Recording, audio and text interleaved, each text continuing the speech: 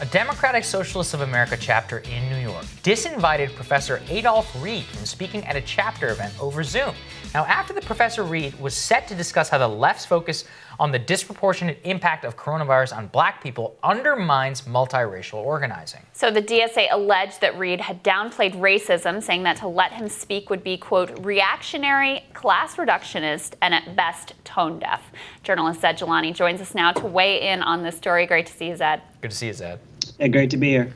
Yeah. Can you this was written up in the New York Times. It was actually not something that I was aware of having happened. Can you just break down what occurred and what the sort of underlying dynamics were?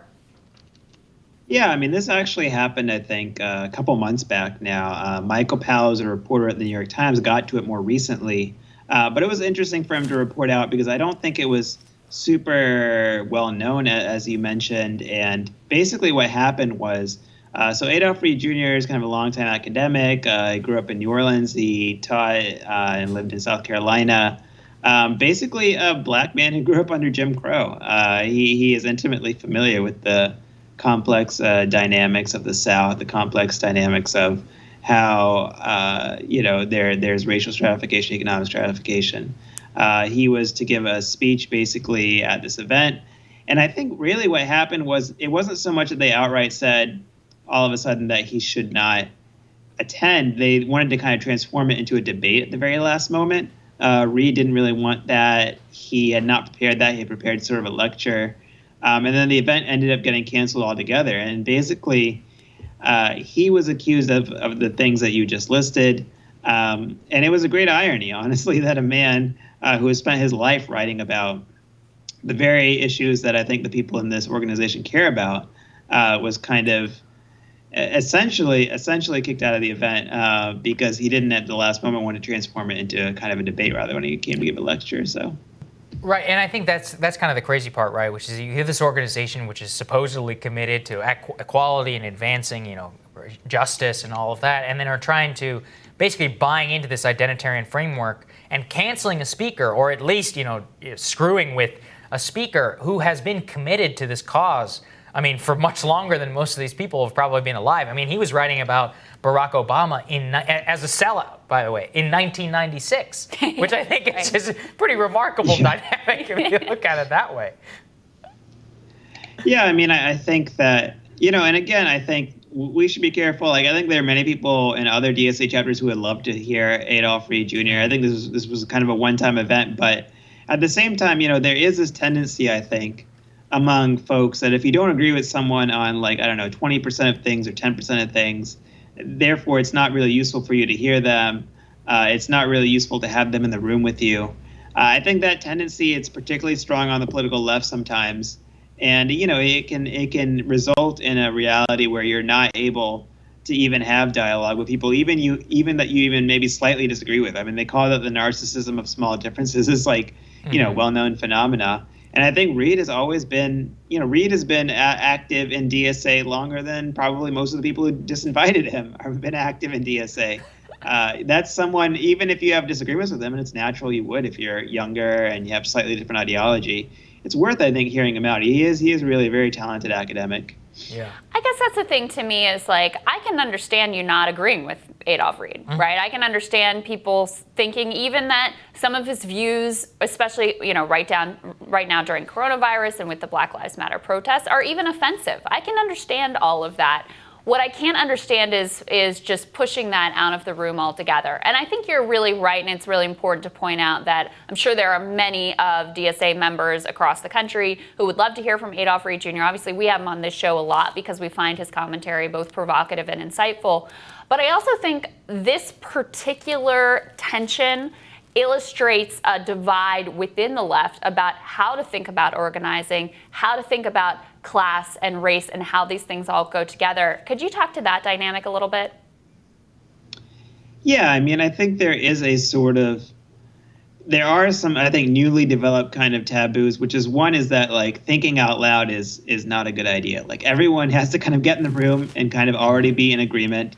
They have to be in a position where they're telling you what you already believe rather than questioning that belief. I mean, it's kind of the opposite of how we make progress in most dimensions.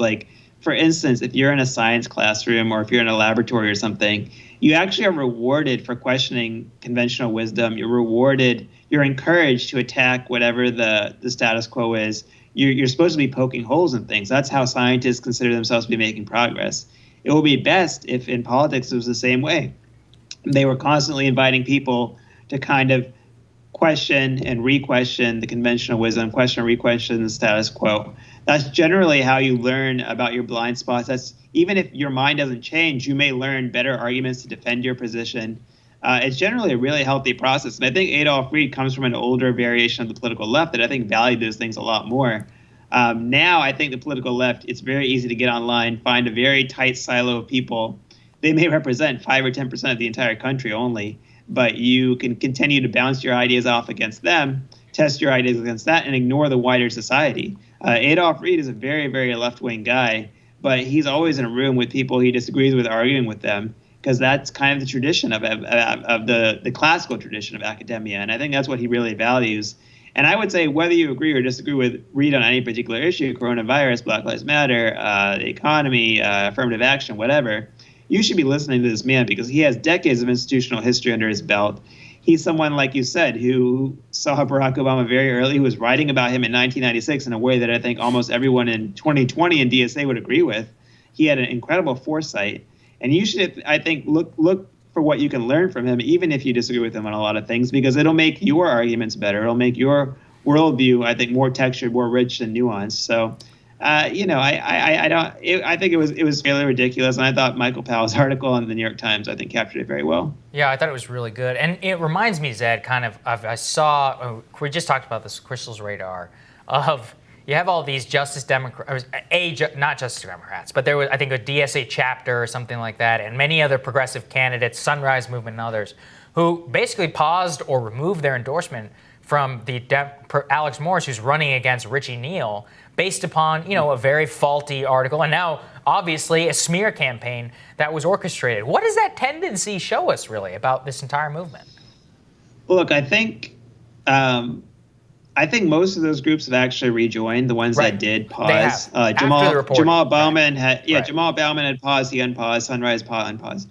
Re-endorsed. So that did happen. But I think what it shows is that you also have to have some utilitarian thinking. You have to think about the greater good, right? Mm-hmm. There's always going to be some opportunity to find something about somebody that maybe will turn you off from them.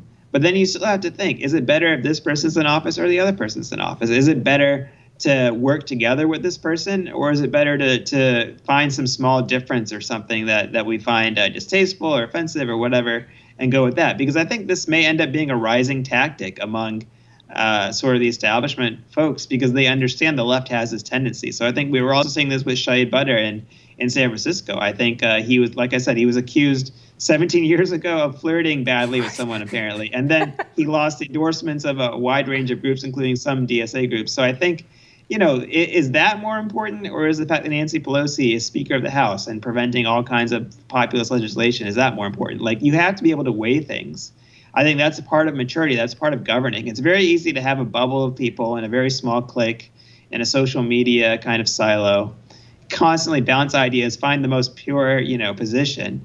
Or, alternatively, you can work to build a coalition that can actually govern. And I don't think anyone has ever governed the United States without making some compromises, without bringing some people in the room where they have disagreements on maybe 10 or 20% of the things. Mm-hmm. So I think, that's the approach I would think about taking here. It doesn't mean you're a sellout. It doesn't mean that you're completely compromising all your principles, but it does mean that you're keeping the bigger picture in mind. And I think someone like Adolph Reed, he is someone who cuts through so much of the realities that of the social fictions and social unrealities that have kind of plagued America for so long. I think someone who grew up under Jim Crow and developed a left-wing mindset under that understands, for instance, that, the concept of racism, the concept of race creates racism, right? That's why he's kind of a race abolitionist, because he lived for so long watching people mistreat each other based on this social fiction. So he thought, well, why can't we socially categorize people in another way?